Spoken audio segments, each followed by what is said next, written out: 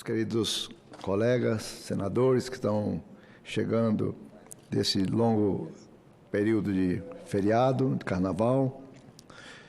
E hoje, senhor presidente, eu fujo um pouco dos meus discursos habituais.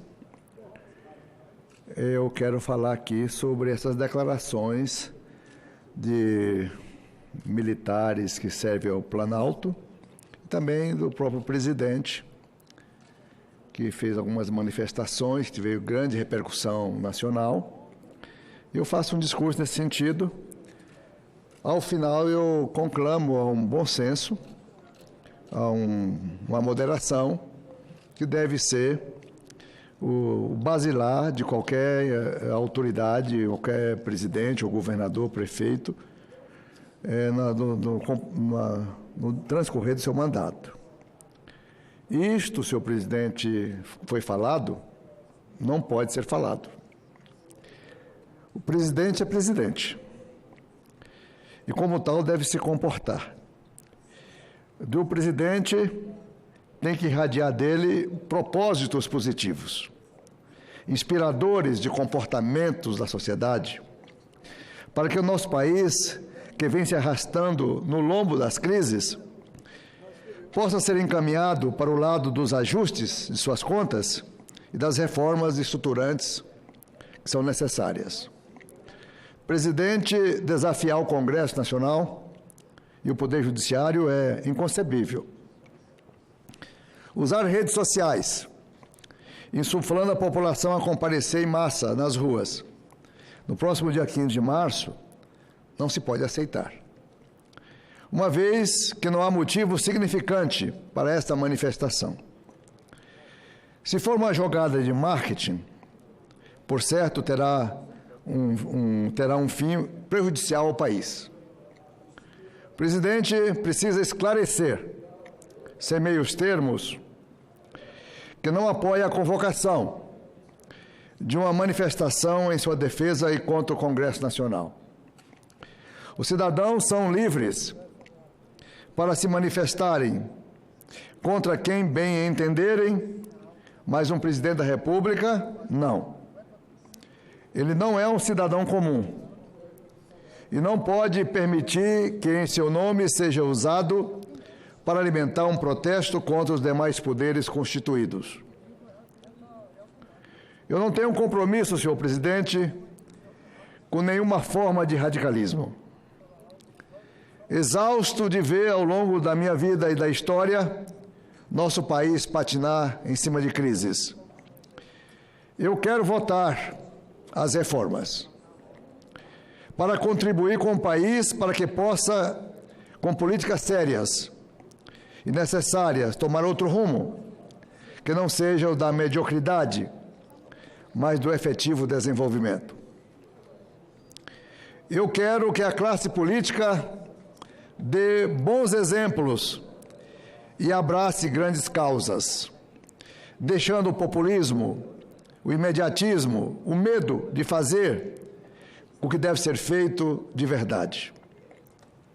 A manifestação de general, que serve ao Planalto, e as mensagens do presidente vieram da possibilidade ou não, senador Exalci, de se manter ou derrubar o veto à Lei Orçamentária 2020. Olha bem uma coisa dessa.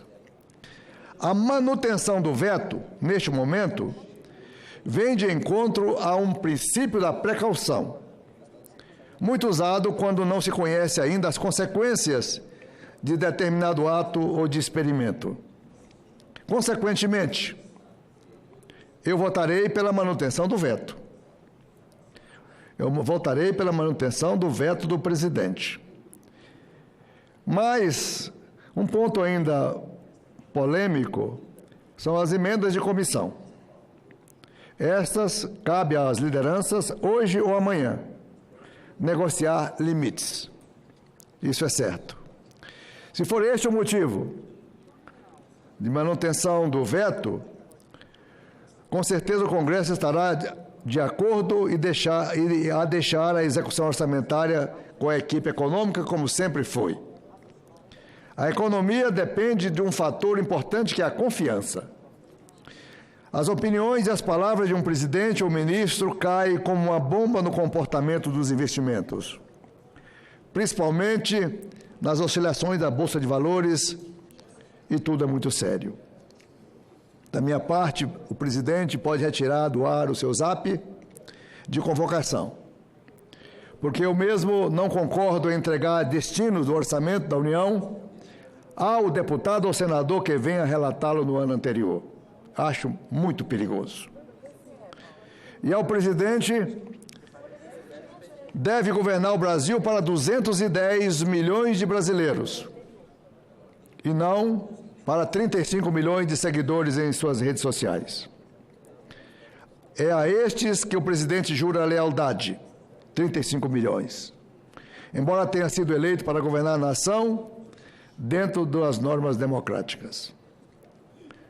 Eu não tenho nenhuma saudade da ditadura militar do Brasil. Foi um período tenebroso e que pouca contribuição deixou ao país. E que poderia ser aproveitado para fazer coisas boas, devido ao controle rigoroso que exercia sobre o Congresso e a maioria esmagadora que dispunha no Parlamento. Poderiam ter implantado reformas necessárias naquele período de exceção. Um projeto nacional de educação, como o Chile fez. Modernizar o Estado brasileiro. Simplificar e desburocratizar a vida do empresariado brasileiro e o país preparado para o comércio global. Isso não foi feito. Não foi feito e agora temos que fazer passo a passo, degrau a degrau. Fazem bem o Congresso e o Supremo Tribunal Federal ao se manifestar de modo sereno, mas firme sobre o comportamento do presidente e seus seguidores. Enfim, as reformas dependem muito mais do Congresso do que do governo. Nada pode atrapalhar o ritmo das reformas em tramitação no Congresso Nacional, porque elas são balas de prata que o povo brasileiro põe fé e esperança. E o Congresso Nacional, senhor presidente, tem feito a sua parte. O senhor bem sabe disso. E muito bem feito.